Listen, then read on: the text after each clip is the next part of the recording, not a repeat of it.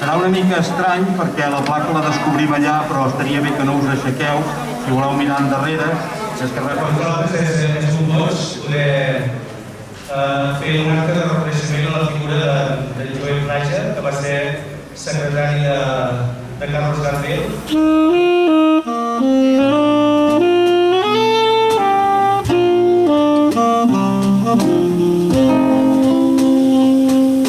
Acaríciame en sueño el suave murmullo de tu suspirar. El día que me quieras, la rosa que engalana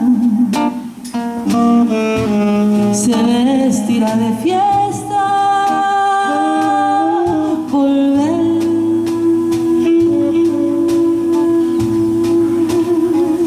con la frente marchita, las nieves del tiempo platearon mi cielo.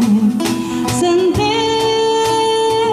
que es un soplo la vida, que 20 años no es nada, que febril la mirada errante en la sombra te busca y te nombra vivir.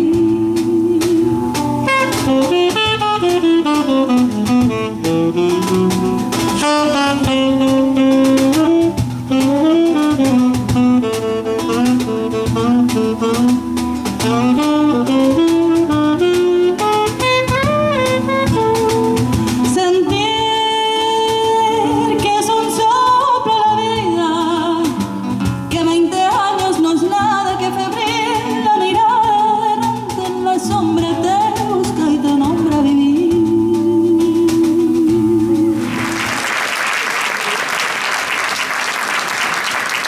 Por una cabeza de un noble potrillo que justo en la raya floja llega y que al regresar parece decir: no olvides, hermano, sabes, no hay que llorar.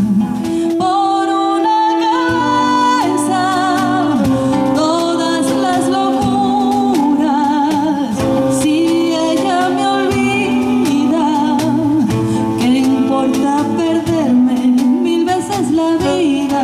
¿Para qué vivir?